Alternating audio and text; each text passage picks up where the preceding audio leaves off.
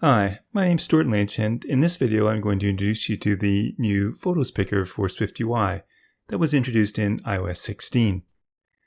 The PhotosPicker struct is a view that displays a photo picker for choosing assets from the photo library. In iOS 15 we had PHPicker for UIKit, and to use that in SwiftUI we had to wrap it in a UIViewRepresentable, but with iOS 16 we can now do that in SwiftUI. In this video, I'll introduce you to a variety of image formats and show you how you can implement a SwiftUI photo picker for single or multiple images at a time. I love getting your feedback, so tap the thumbs up button if you enjoyed this video and leave a comment below. Make sure you subscribe to the video and ring that bell to get notifications of new videos. And if you want to support my work, you can buy me a coffee. I've created a sample project for this tutorial, and I recommend that you download it and work along with me.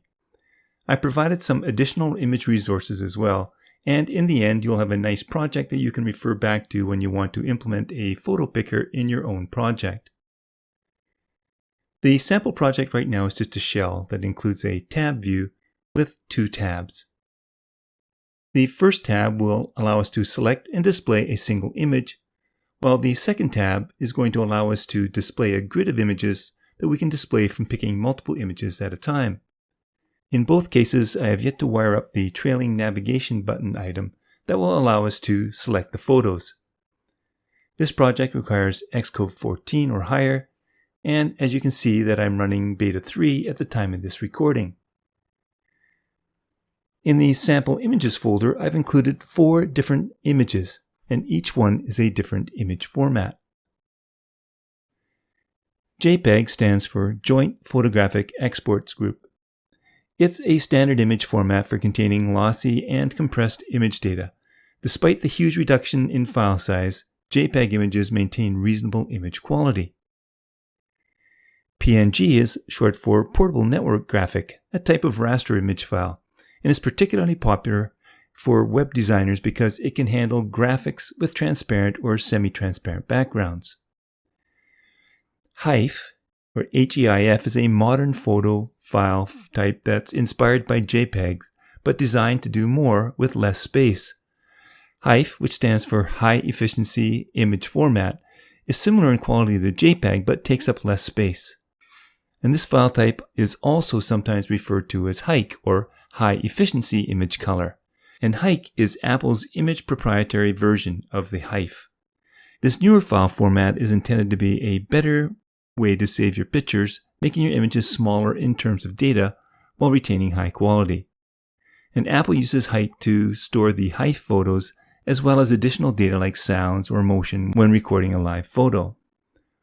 I suggest that you start by choosing something like the iPhone 13 Pro as your initial device for development. Let's run the application once to bring up our simulator. I'm going to stop the application, and then I'm going to return to the home screen, and you can open the Photos app to see the default images that are here in the simulator. You'll see these same images in the previews. If you want to add more images to the simulator, it's as easy as dragging and dropping the images from your Mac desktop onto the Photos library, and they'll get added. I can drag and drop them one at a time, or all at once. However, I've found one issue. I can drag a JPEG, a PNG, and a HEIC image with no issue. However, when I try to drag on the HEIF or HEIF image, I am asked to authenticate. And I found that I can fix this simply by changing it from an extension of HEIF to one that is HEIC. And then I'm able to drag and drop it too. So let's see how we can build a picker for our application that will allow me to select one or more of these different images. Let's start with a single image picker. So what I want to do is to create a utility class that I can use for both of my views. So we can do that by creating a class that's an observable object. So we'll create a new file, and I'm going to call it ImagePicker. Inside there, I'll create a new class called ImagePicker that will conform to the observable object protocol. Now we'll be updating an image view, so we'll need to change the import from Foundation to SwiftUI. and we'll need to import the PhotosUI framework as well. We'll use this class to pick a photo from our Photos library, transform it, and then assign the selected image to an image property that we can display on our view. So we'll create an optional published property called image that is of type image, an optional. Back in the single image picker view then, we can gain access to this utility class by creating a state object that I'll call image picker that's an instance of this class. Then, where we're now presenting our text view, I like to display an image if one has been selected. So we can use an if-let here to unwrap the image picker's image, and then if not, we'll display that text view. If it does exist, then we can have our image, which is now unwrapped, make it resizable, and scale to fit. When you select something from the Photos library, it cannot be directly assigned to the published image property because it's not an image.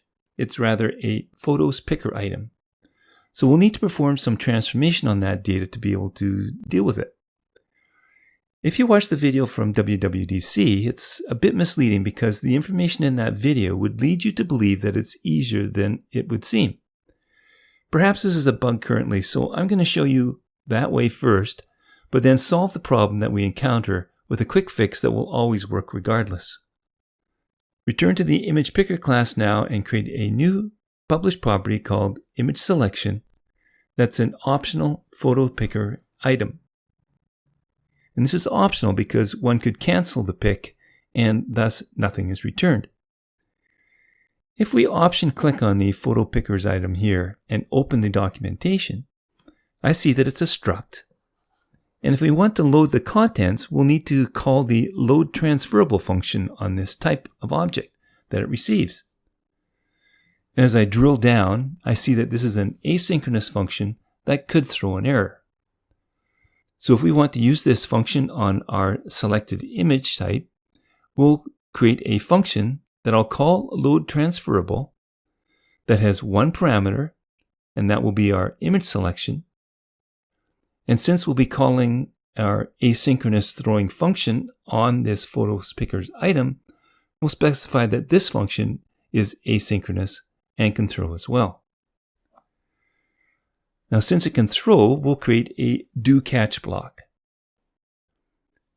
If there is an error, we can print the error's localized description, and in the case that we had a previous image selected, we'll set that image to nil. If there is no error, then we'll use an if-let to assign our published image by trying and awaiting the call to our optional image selections load transferable function, specifying that we have an image type, and then if it is successful, then we can assign that to our published image, thus updating our UI. In the single image picker view then, we'll want to replace the icon that is our toolbar button with a call to the Photos Picker. So we'll import the Photos UI. Let me just cut out this image code, and I'm going to replace it with an Photos Picker view. I'll choose the simple constructor that requires a selection and a label. For the label, we'll just paste in that cut code. And then the binding that we have will be the binding to our image picker's image selection property. Now, once the image has been selected, we have to call that function to process it and assign it to our published image property. Well, the easiest way to do that will be to do it every time it's changed, and we can do that back in our class on the didSet function for our image selection itself. So if we unwrap it using an if-let, we can then execute a unit of work called a task for the asynchronous work, and then we can await the load transferable function from this image selection. Let's test this in the preview. When we tap on the button, the image picker appears, But when we select an image, however, nothing appears to happen. I thought that this might initially be a problem with the preview, so let me try it in the simulator. Let me choose one of the default images from Apple. Don't choose this red flowers. I'll show you the problem I have that in a minute. Still nothing. Let me try this totem. Success. So why? What's the difference? Well, back in ImagePicker, I see that I'm updating the UI on a background thread, so this is bad. We can solve that problem right now by specifying that this class is a main actor. But that's not solving that problem that we just had. And we can investigate further here by checking to see what type of image the image transferable representation supports. So let me just print image type transfer representation. And I'm going to run it once more in the simulator and choose any image but the red flower. If I check out the console, I see that the image currently only supports the public.png image type. And that's what that totem image was.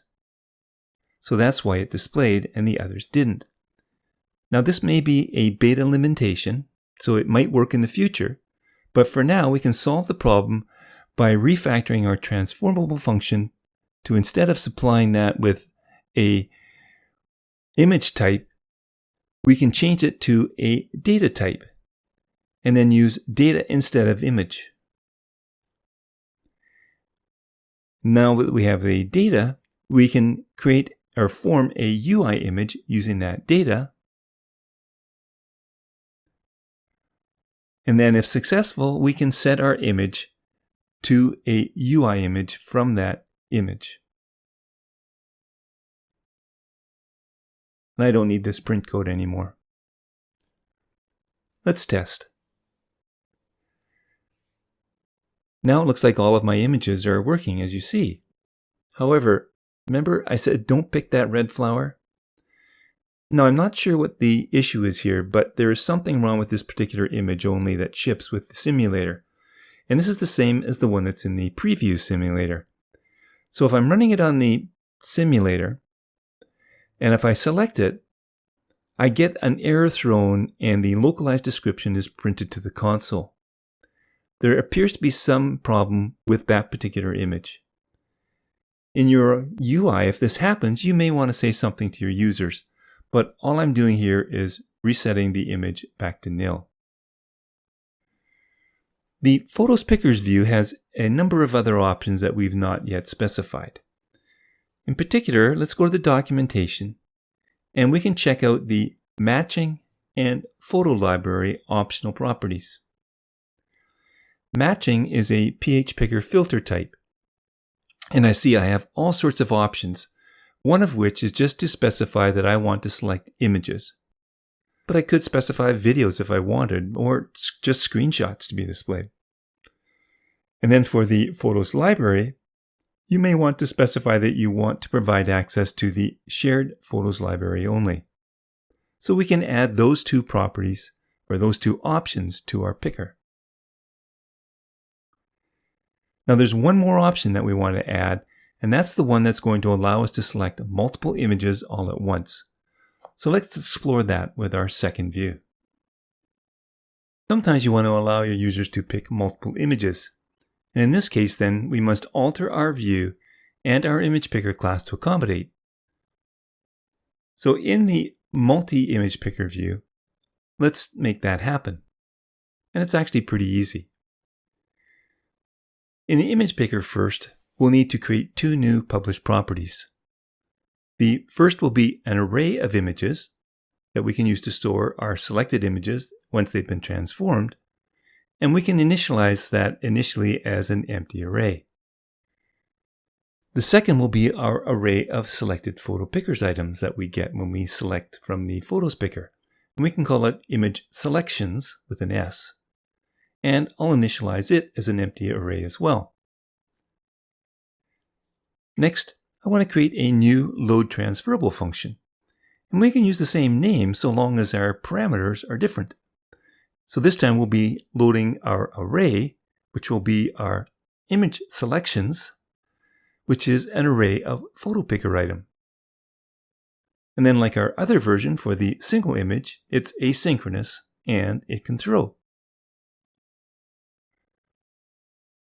We can use a do-catch block as before, but we don't want to empty out our array if there's an error. We only want to print out the error description. Within the do block then, we can run a loop through each of the items in the image selections. Then we can basically do the same code as we had in our single selection function. But instead of setting the image, we'll append the image to the image array. And this image selection is not optional.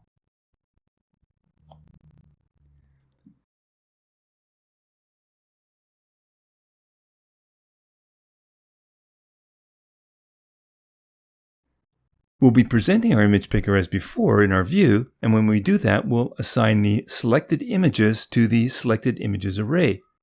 So when that's done, we'll need to call our new load transferable function. And again, this can be done in a did-set block. Again, this has to be done within a task block, and it's an asynchronous unit of work, and only if the image selections array is not empty. And if it's not, we'll try and await the result from the new load transferable function from our image selections. After that's been completed, we can set our array of selected images back to an array of empty image so that the next time we choose to pick images, there won't be any pre-selected images in the picker. We can now build our UI in the multi-image picker view. First, I'll import Photos UI, and then create a state object to access our image picker class. So I'll call it image picker just as before. For the UI this time, I'm going to use a lazy V grid within a scroll view. So I'll need an array of grid item for columns. So I'm going to call this just columns and create an array of these grid item using the adaptive set with a minimum of 100. So within our V stack, we'll check to see if the images array from our image picker is not empty. And if it is, we'll display our text view. In the if clause then, we'll create a scroll view to display our images. And we'll do that within a lazy V grid, where the columns will be our columns that we've specified. And we'll also assign a spacing of 20. Then within the grid, we'll create a loop through each of the selected images and add them to the grid. Now our images array is not an identifiable object, so we can't use a for each on that array. So we'll have to count up from 0 to the number of images that we have in our images array, and then use self as an ID that will provide us with an index. And then we can display the image picker images at that index provided. And then we'll make it resizable and scale to fit. The last thing we need to do then is to change our toolbar button to be a PhotosPicker item. The selection will be bound to our image picker, image selections, and then we'll use the same image for the label. Now if we want to allow multiple images to be selected, we'll need to add a new argument, and that's the max selection count. And you can determine how many you want to allow to be selected at one time. I'm going to choose 10 as the max. Now I only want to be able to choose images, so I'll specify that the PHPicker filter is the one matching images. And I only want to allow picking from the shared photos library. Let me just test in the preview. I can select 3 images here and they get added to my grid. Let me run the app in the simulator and test where we have more items to pick from. Let me pick 3 to start again. Now if I want to add more, I can select that picker again.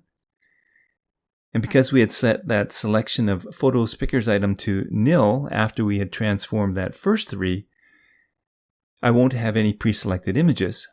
And I can choose 3 different ones. And they get added to the grid. During the selection, however, if I try to add that one bad image, the error gets thrown before we get a chance to display any of them. So this is something that you'll need to be aware of. And instead of printing to the console where no one can see, perhaps you would like to present some kind of message as an alert to your users. Well, that's it. It's pretty easy now to use a native SwiftUI PhotosPicker. The only thing that is dearly missing, however, is an easy way to present a camera. And I'm hoping that this will come next year. In the meantime, you'll have to continue to use either an AV Foundation or the older soft-deprecated UIViewRepresentable controller as a UIViewRepresentable if you want to present a camera. Thanks for watching.